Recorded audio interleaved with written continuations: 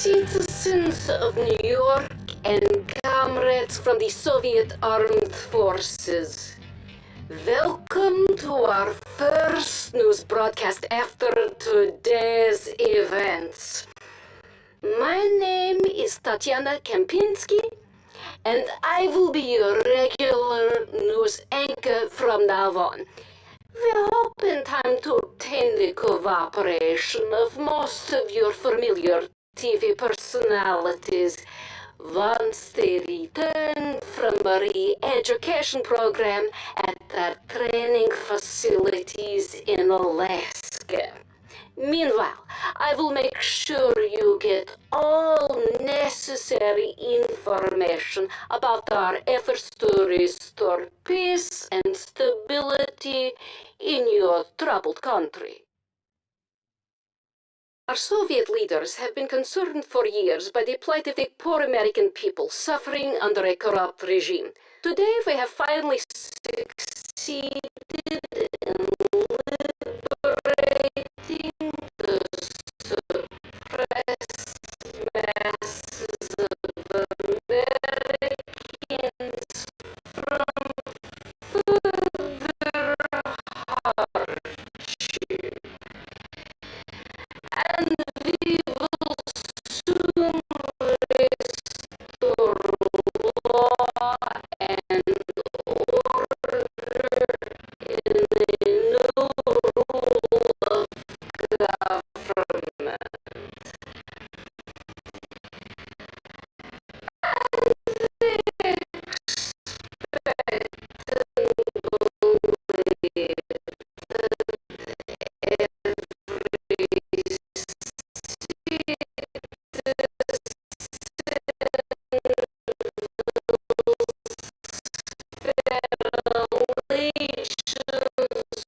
To this new order. Cooperate and you will reap all the benefits of the Soviet system. All measure of resistance will be futile and dealt with swiftly. Our great leader, Comrade General Tatarin, will be addressing the nation later. So on behalf of the dedicated staff here at the studio and the glorious Soviet Armed Forces, welcome New York to a better future.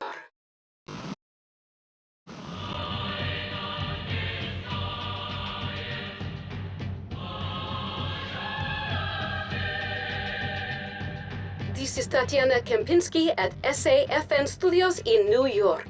In today's headlines, a downtown precinct was attacked by rebels earlier today.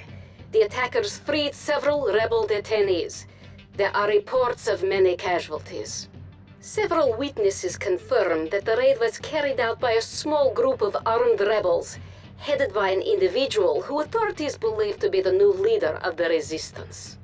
Isabella Angelini, seen in these pictures, is an important member of the underground resistance movement, and the operation looked like a carefully planned and executed rescue attempt.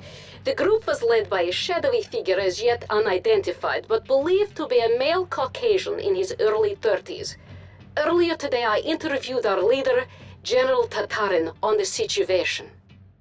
This sort of action against the Soviet Liberation Army will not be tolerated. And such attacks only increase tension here. However, I assure you that this was an isolated event and we have restored peace and stability. That was General Tatarin earlier today.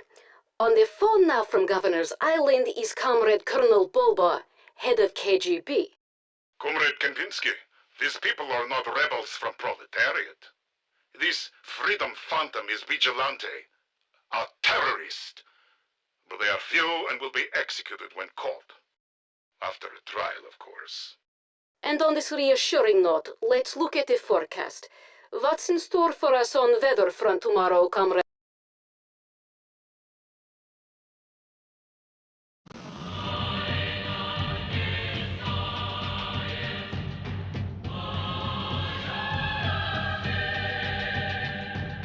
Good evening. This is Tatiana Kempinski at SAFN Studios in New York.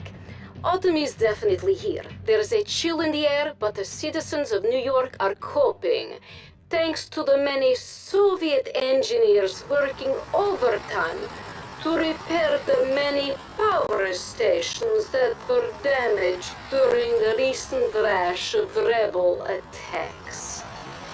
Freedom Phantom, the mythical figure that has eluded our troops and orchestrated so many surprise attacks on central installations, is thought to be responsible. Earlier today, Comrade General Tatarin had this comment. All that this Freedom Phantom character and his rabid followers are really achieving is punishing the citizens of New York with these attacks. They really must stop for the sake of the people. We simply cannot get the food and the power situation under control until we can guarantee the safety of the hard-working men and women of this administration. Comrade Tatarin, Colonel Balva says that the situation will only get under control once the Phantom is found and eliminated. And if this doesn't happen soon, severe measures will be taken against any collaborators and all others helping them. What are your comments on that? We hope to resolve this in civilized way without further collateral damage. We are here to restore stability, not disrupt it. No further questions, please. Spasibo. We will be back after a short break. Stay with us.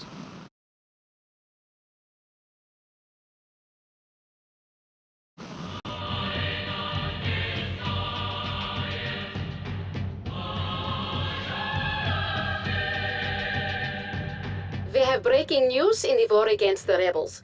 Earlier tonight, a rebel stronghold was successfully captured by our troops. The head of the group is one of the most prominent leaders and symbols of the underground resistance. None other than the brother of the alleged Freedom Phantom. The Phantom has been unmasked. His real name is Christopher Stone, a 32-year-old plumber. After a brief interrogation by our intelligence officers, the brother, Troy Stone, confessed to his participation in many crimes carried out by the rebel group. Now repentant, Troy Stone has agreed to send a plea to his brother to stop further terrorist activities. We take you live to a press conference at City Hall. Citizens of New York, a dark chapter in your history is drawing to a close. Here now is the brother of the Freedom Phantom, with a special plea to his brother to desist from further fighting. My brother and I, we were just bored, and we sort of drifted into crime at a young age due to a lack of direction or ideals and playing video games all night, violent ones. The society we grew up in kind of abandoned us, but it's never too late to straighten out. So Chris, for my sake, and the sake of the new system, I beg you to stop your terrorist activities. Okay, just surrender to the authorities, and they'll treat you fairly. The Soviet government gives you their word of honor. Just please do as they ask. It is obvious that the heroic Soviet army has once Everything again... I said was lies. They forced me, Chris. Don't believe this stinking propaganda. Keep fighting. Set us all free. No stick. Get your hands. My Stalin spear. And now to the weather for tomorrow. I hear it is getting colder, Comrade Ilyana?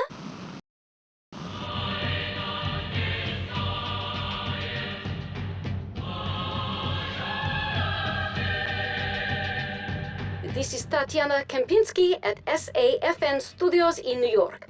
The Soviet armed forces have tonight declared a total victory over the underground rebellion.